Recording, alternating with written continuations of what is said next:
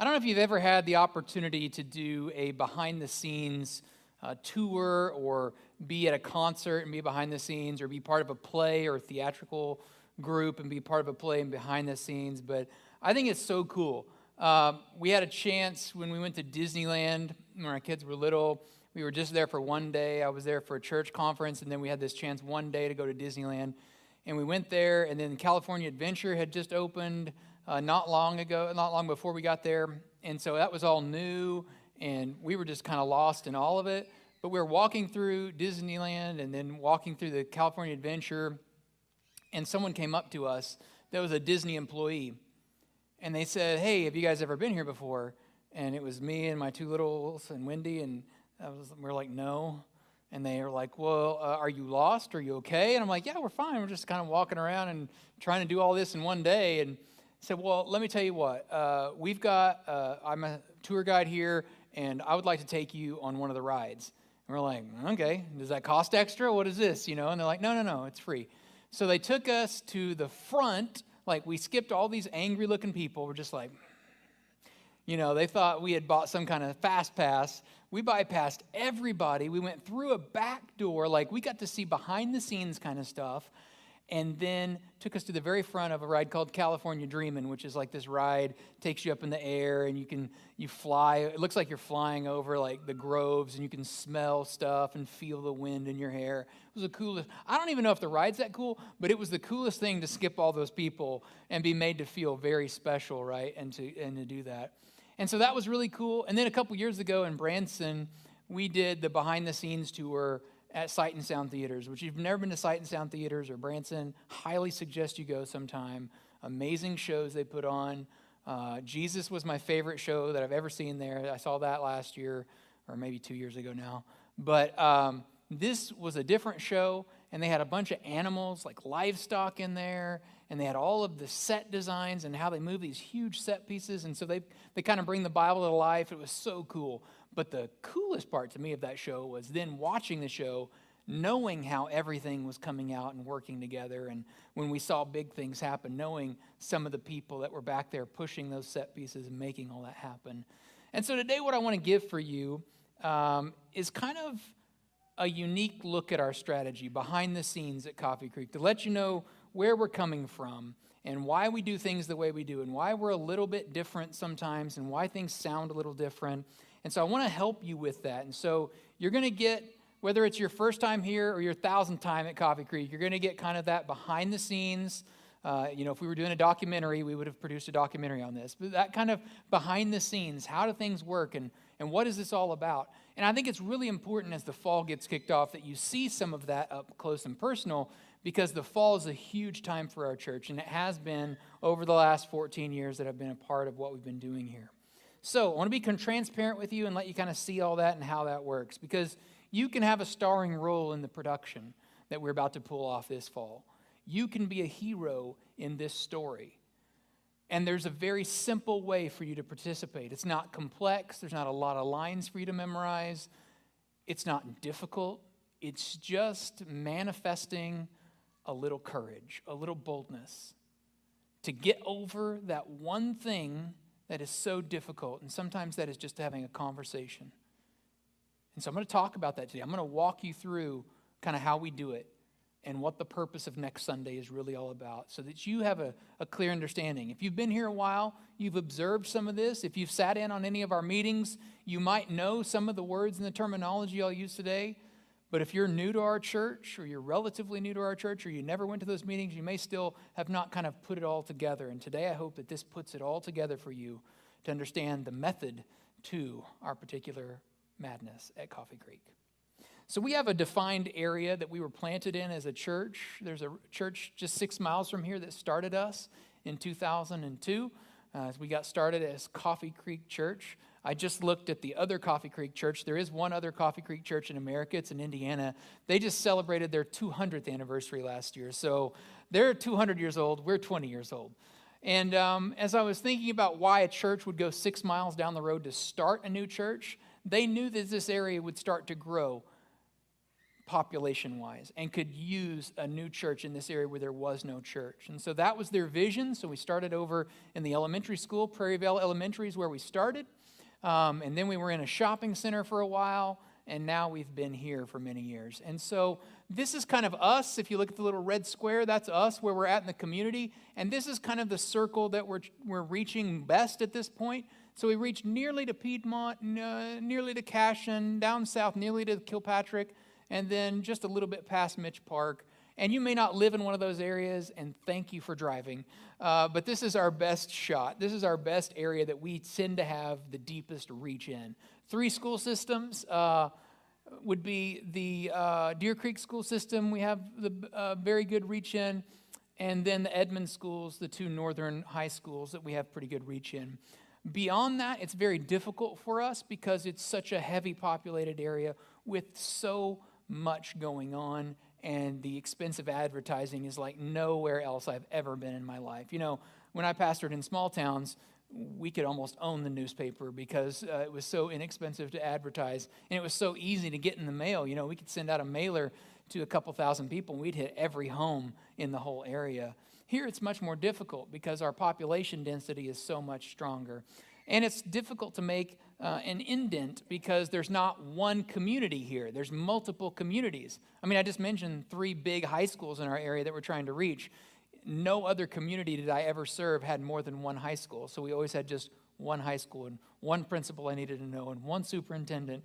And here, you know, there's a lot. There's a lot going on. There's a lot of activity. We live in the largest city in this state. And so we operate with that kind of backdrop of our community. But as you think about it, this is our main circle of influence. It does not mean by any means that we can't reach outside this circle, and we have often. Some of you don't even live inside this circle. But it means that this is, and for reference, this is a 5-mile radius. This is a 5-mile radius around our church. It means that this is the best chance we have to reach the people in our kind of Jerusalem, if you will. We're glad to reach people outside of it, but this is where we pour most of our effort into because it's the best shot that we have. I think it's kind of sometimes good for us to understand that what you're really attending here is not really a church in the typical sense of kind of what culturally church has become defined. Now, I would argue that if you want to get into the semantics of it, the biblical definition it is, but by kind of what culture has started to redefine church as, we're not really a church that fits a lot of the patterns of kind of the modern definition of church. We don't have a big steeple. We don't have a big high roof. We don't have 1,000 committees. We don't argue with each other all the time indefinitely over what color the carpet is or what kind of toilet paper it is. I almost said what color the toilet paper is, but I'm glad I didn't go there. We don't look like a typical church if you grew up in one. I grew up in a church from 14 on. Very regular, so I was very accustomed to that. I pastored very traditional churches. And so we are very different than that experience. And it's because we're really at the core underneath all of it, if you were to kind of peel it back, we're really a mission outpost is how we operate. We operate much more like missionaries in our world here. We're constantly thinking about the outside folks, the folks that are not here with us. We're looking at ways that we can reach them, ways that we can impact our community for good. We are very much like missionaries. You know, people get dropped onto a mission field. First thing they do is they start learning the language of the people where they live. They start learning how they can serve them. They start learning how they can build discipleship groups. It's like that's how we have always approached our community. How can we be for our community? How can we help them know beyond a shadow of a doubt, beyond what we say with our words, that we are for them? One of the first questions I asked when I got here was, if we evaporated tomorrow, like if we did not exist tomorrow, Coffee Creek just bloop, gone, would anyone know that wasn't a part of our church? Would anyone care that wasn't a part of our church? Like, would the broader community know or care? And that has kind of formed the framework that I want to answer every single year for us. What impact are we making in our community? Do people that are not part of us know who we are to the point that it would hurt if we did not exist anymore? Because that is the measure of how deep of an impact we're making in the lives of people that aren't connected to our church yet. We were started with it as a mission. When I got here, all the mail kept coming to pastor of Coffee Creek Mission. And we just changed that in the last 5 years. Some people still send us mail to the Coffee Creek Mission. And I love that because I think that really defines who we are. We're not set in our ways. We're not set on any one method. We're set on a message from the Messiah, but beyond that, we're pretty flexible because we want to reach the people that we've been put around. We want to touch their lives. We want to give them Jesus. We want to help them live better lives. And we believe that core to that is a relationship with Jesus and his people. And so, I want to talk about the most effective way that we've ever seen at Coffee Creek Church over the years. The thing, bar none, nothing else we've ever done reaches as many people as what I'm going to give you today. This is the secret. This is how we do it. It is free, it is effective, and it is critical. And if we forget it, if we 10 years from now aren't doing it, then we will cease to be that mission. Jesus, when he was teaching in Luke 16, he talks to them about the Hebrew Bible, which is also called the Old Testament many times. But this Hebrew document often consists of what is called the Torah laws, the writings of the prophets. Moses is intensely talked about, of course, there is his law. But Jesus talks to them and he says, until John the Baptist came, that's who was baptizing right before Jesus. Until John the Baptist, the law of Moses and the messages of the prophets were your guides. So they had guides in place. But after John the Baptist, that changes. He says, now the good news of the kingdom of God is preached, and everyone is eager to get in. So prior to Jesus, you had the Hebrew Bible, and it was guiding and directing them. But John the Baptist came and started baptizing. And they said, are you baptizing for you? And he's like, no, I'm baptizing, and someone greater is coming. And then when Jesus arrived, John the Baptist was done. His time was up. It was time for Christ. And the good news is that Jesus brought the kingdom of God and made it accessible to all of us, even folks that were not included in those laws and in those prophets' words. And we were not a part of the kingdom of God. But Jesus brought that and made it accessible to all of us. And then notice what he says here. Everyone is eager to get in. Everyone is welcome. And everyone is eager to get in because the kingdom of God has been expanded. The good news is that we've been included in something that we were never included in before this. And so the bottom line then is that we, as a church, want to invite everyone in our community to follow Jesus. That's our heart's desire. And the reason is because Jesus brought the kingdom of God to earth, and everyone is invited in. So people that are sitting at home today that think, I'm a lost cause, there is no such thing. People that are sitting outside of our church today that think they're outsiders and that no one would have them, that's just a false message that they've believed in, but it's not true. Jesus didn't approach outsiders as if they were completely different. He approached them as if they just needed to know that they were welcome in. And so our job then, as the ambassadors of Jesus, is to throw open the doors wide and to bring in as many people as possible, to invite those lost causes, to invite those outsiders, to invite people that wonder today, is there any hope for me? Is there any hope for my marriage? Is there any hope for my finances, my health, my brokenness? Is there any hope?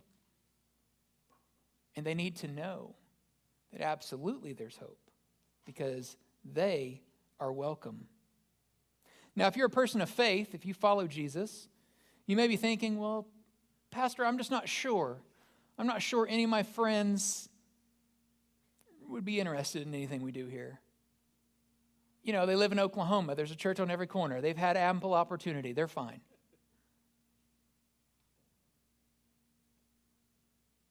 And I will tell you that just because there are gyms on every corner in our community does not mean everyone is working out, does it?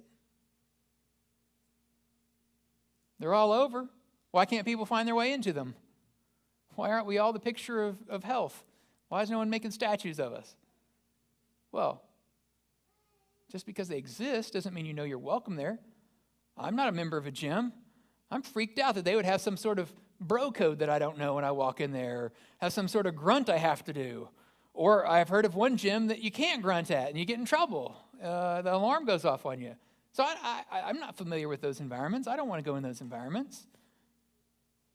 You know, a lot of people are the same way about church. They see them all around them. They see the word church. They see you post fun things that you do at your church.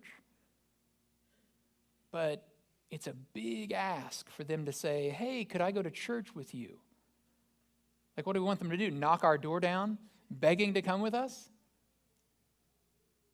I'm here to tell you, every single one of us has a neighbor or a friend or a coworker or a classmate students that is just wondering, dying, when will someone invite me to a community?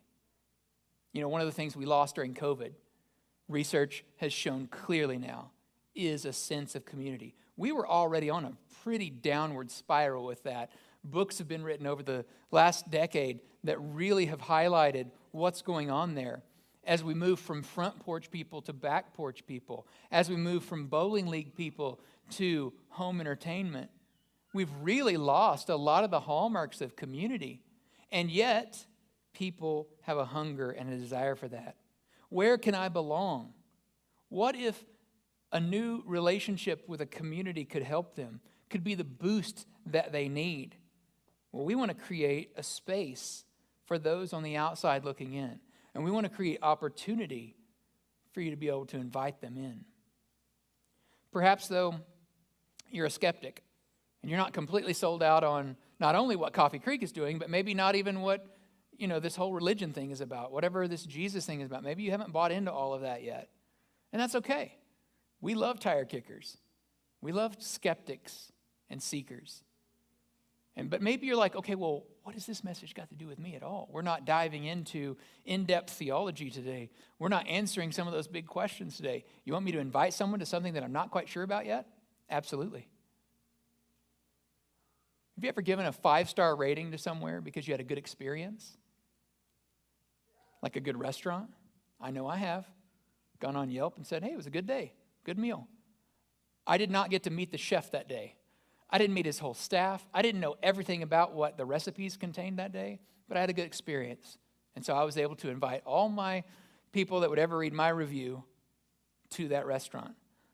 I've also left 1-star reviews, but we won't talk about that. We'll talk about the good ones. We'll talk about the good reviews. You have a good experience, then you feel confident, hey, you might have the same experience. Well, I want to encourage you, even if you're a little skeptical or you're super suspicious maybe you still could invite a fellow tire kicker to come with you and kick the tires together.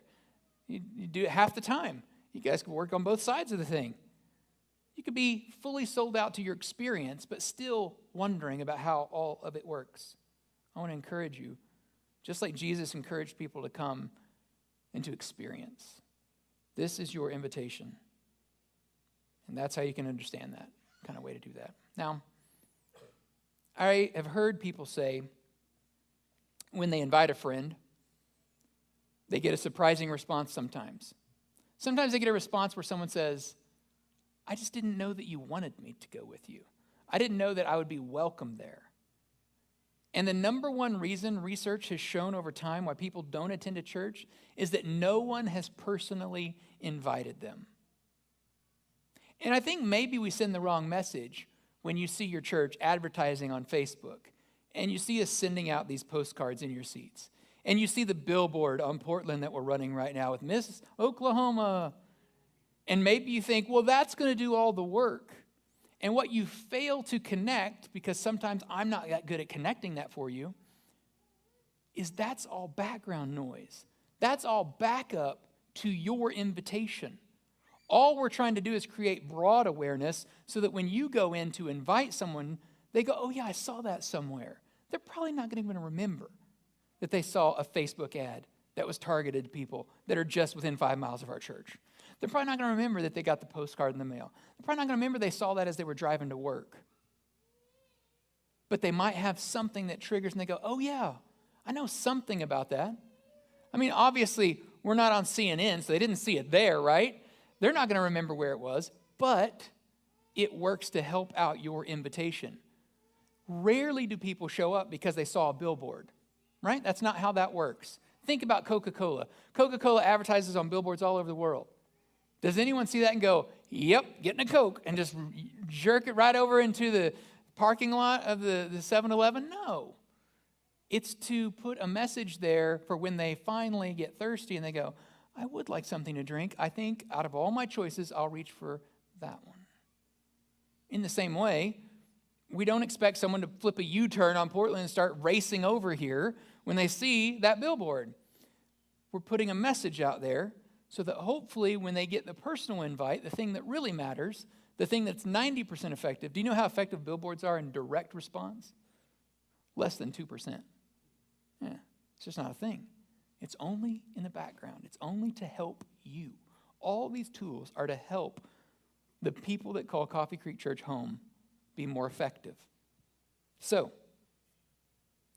people worry about church because they're like, I don't know if I want to attend. It's rare for someone to show up on their own, and it's why I make a big deal out of it when someone does. I want to meet them. I want to make sure they get a gift. I want them to know that they are so welcome, because that's a level of courage that most people in our culture don't have. What are the protocols going to be? What do I arrive early or late? When do I sit down? When do I stand up? What is expected? Do I have to speak? I went to a church one time in seminary. They made me, that's preacher school, they made me attend different kinds of churches and write a report on each one, like a book report. That's the weirdest experience of my life. Man, one church put a name tag on me. Hi, my name is Clark. No one else had a name tag on. I'm the only one walking around. Hello, Clark. And like all these people are swarming me. And then I went to one service where I didn't know the liturgy of the service. I was raised as a Baptist, so I was very much just like you just kind of sit and stand and sing, and that's it. And they were standing and sitting and kneeling and praying and saying certain things and responsive readings, and I was just like,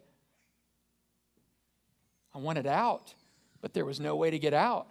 They were lighting candles and all kinds of stuff, and I'm just like, I'm so lost. And there was no guide, and everything was in a foreign language, and I was like, what's happening?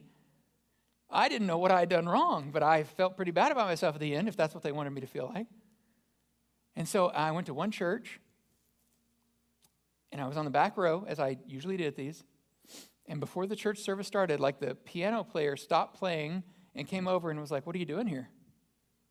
And there were only like 8 people in the church. What are you doing here? I'm like, I'm just here for Wednesday night church. Yeah, but what are you doing here? And we've never seen you before. I'm like, I have. And so I go into the whole thing. I explain it's for class, and I have to do this. And they asked me to leave. And I was like, all right. So the class was really good for me because it forced me outside my comfort zone, but it also forced me to see church through the eyes of a guest and to think about how challenging that is. And so, what do you do? How do you show up? And what does it look like? You can answer all those questions as someone that's inviting someone to church. And Jesus gives us a framework for thinking about this. He says, I'm here inviting outsiders, not insiders. An invitation to a changed life, changed inside and out. This story in Luke 5 happens in the context of a man named Levi. Levi's a tax collector, and if you don't know, in Jesus' day, tax collectors were the lowest of low. I mean, just nobody wanted anything to do with them. Many of them were corrupt, and so they had a bad reputation. But Levi is sitting there, and Jesus walks up to him and says, come follow me. And the Bible records that immediately Levi got up, left his station, and followed Jesus. So that's a kind of faith in who Jesus was. And then Jesus took the next step, because Levi followed him, and went with Levi and sat down and ate and drank with him. And all the religious folks got really upset about this. They said, Jesus, why are you sitting down and eating and drinking with sinners? These are pearl clutchers. A tax collector. Why would you? You're supposed to be a holy man. You say you're holy, and you're sitting down with sinners and tax collectors? And then Jesus says this, I am not here for you, insider people. I am here for outsiders. I'm inviting them. And the invitation is for a changed life, one that's inside and out. Jesus knew them. These weren't outsiders to him. These were folks that just didn't know they were included, folks that didn't know they were invited, folks that were sitting at home just like our friends wondering, is there anywhere that would accept me, or is it weird? I mean, I remember we did a children's camp at different neighborhoods one summer, and we had music going, and it was loud, and they were jumping around. I think Ben was leading the worship even in that, and, you know, it was fun and exciting. And that night, I got home, and someone had posted on the internet, who was that cult in our neighborhood earlier today with the kids? And I thought it was hilarious, because I'm like, think about it. That's kind of like an outsider's perspective. What is that? Am I welcome in that? What were they doing? There's that kind of question from people that are unchurched right now outside our walls, wondering, what are we all about? Are we all in suits and ties in here and chanting? And do we have robes on and lighting candles and going to give them, you know, like that church that did me? Are they going to ask, what are you doing here? Why are you here? Get out. You know, I mean, they don't know. They have a lot of curiosity. But that can work to our advantage as well. I think what's important here is the one-on-one Jesus had with Levi. You know, Jesus wasn't like out there broadcasting, everyone here in this crowd, you all come and have dinner with me. He did a one-on-one. So likewise, we're not asking you to invite hundreds of strangers. I don't need you to send out 100 postcards. I don't need you to market. I don't need you to go to Facebook and say, hey, everybody, you know, broadcast message. I need you to do a narrowcast message, a one-to-one, a text message, an email, a phone call, a personal invite, like you see them real in front of you.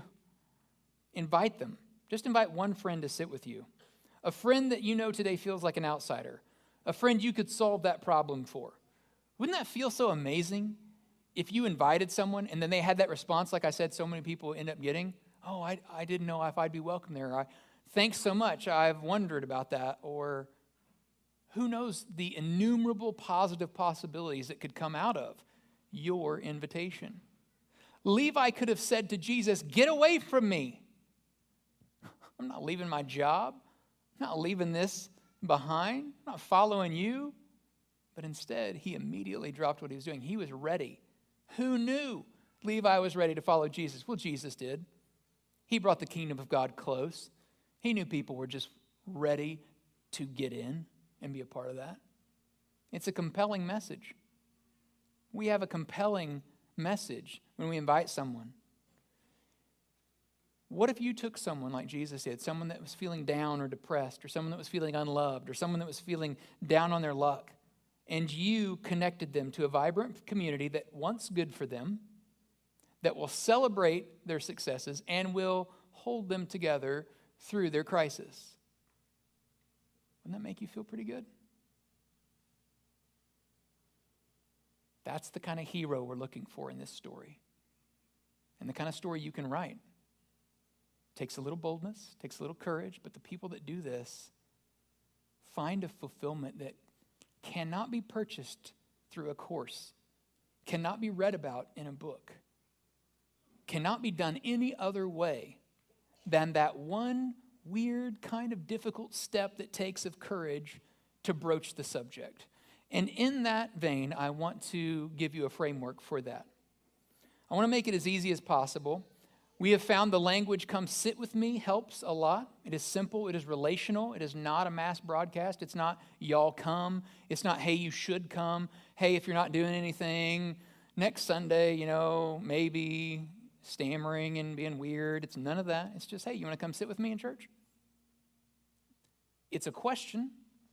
Should be a question. It looks declarative there. Should be a question. Will you come sit with me? Because that forces a response. Either, yeah, I can, or no, I can't this time. Okay. But it's not just to everyone. It's to someone that you pray for and that you pick out ahead of time and that you're thinking of. Now, I want to expand it just a little bit because I think I stole some of this language from North Point Church. I love how they kind of think about words. But they put together a framework. I think they call it their elevator pitch, but I call it a framework. Because sometimes I need a way to think about talking about this. But what if you were just to take any topic almost?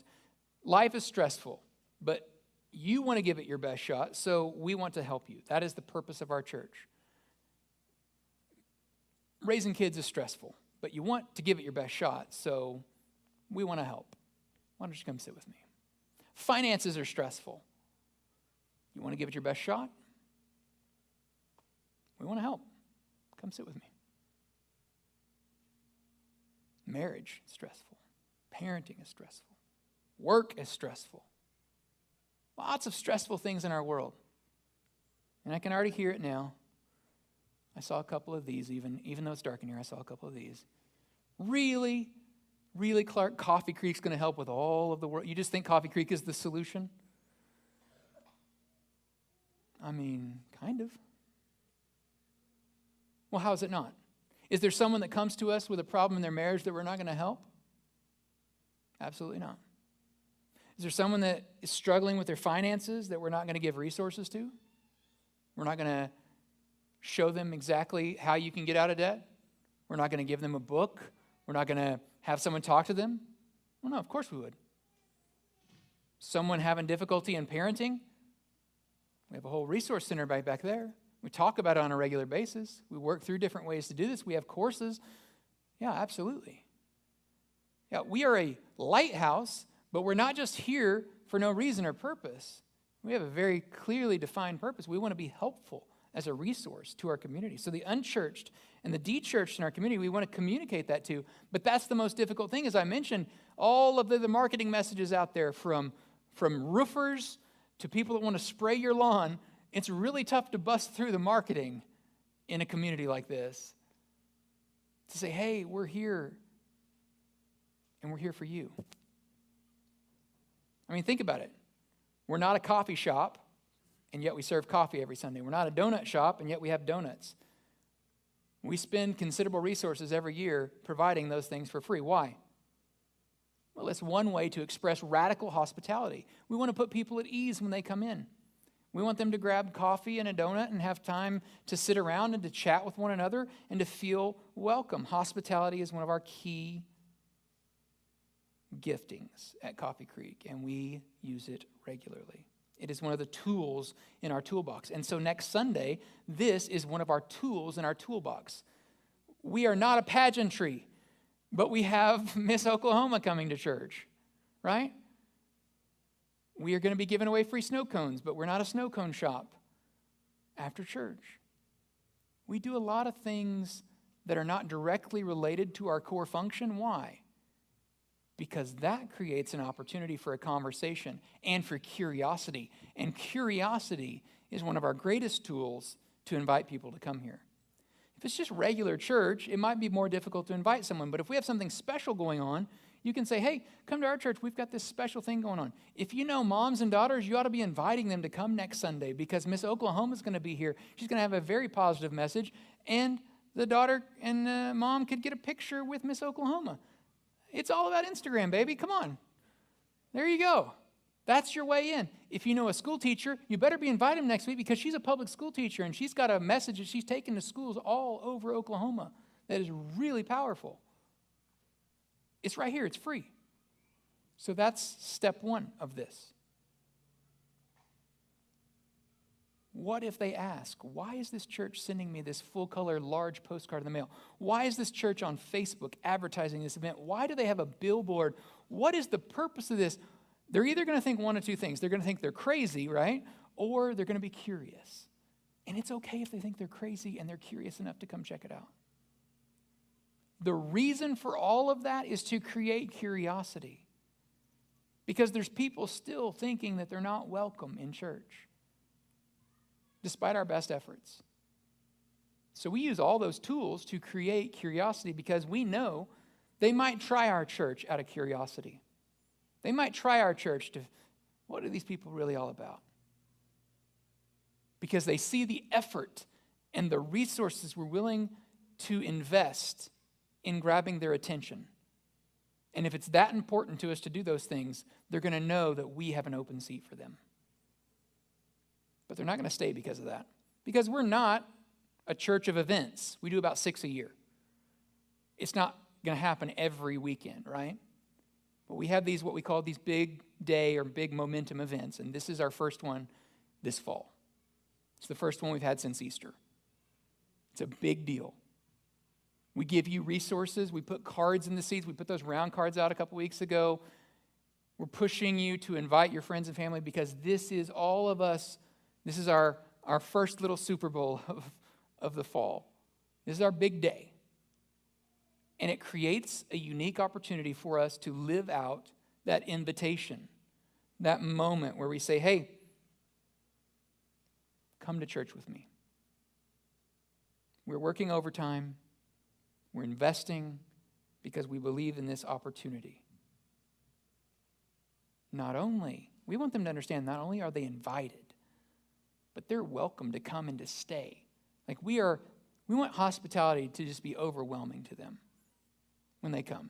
Not only did we hope they'd come, but we planned for them to be here. Not only did we plan for them to be here, but we planned for them to stay, to come back. We want them to come back and back and back. We want them to know they have a home. And we want them, ultimately, to know that Jesus is the reason for all of this. That Jesus is the impetus for us, our motivation. And if they have questions about that, we want to answer that. And if they have suspicions about that, we want to explore that with them. We want to let them ask the questions they have. And not just look something up on Google. And not just listen to what some radical says. But to know the people, the followers of Jesus in this place, in this time, in their community, that love them, that have done this. I mean, for you, aren't you glad somebody invited you to church? In whatever way that was? That's what we want to have happen for you. We want people to be glad you invited them to church. You can be a hero with a simple phrase. It doesn't take a lot of effort. Come sit with me. You are here because someone invited you. We can all do this. It's simple. We want people that are suspicious of us. We want people that are curious. We want people to have questions about the Bible. We want to have people that don't even agree with what we talk about sometimes. We want all of that. Because that creates the space to have meaningful moments where people can really connect with God. And that's what I want to pray for you today. I want to pray for you that next Sunday will be a great Sunday, and it'll be even better because you took effort this week to invite a friend.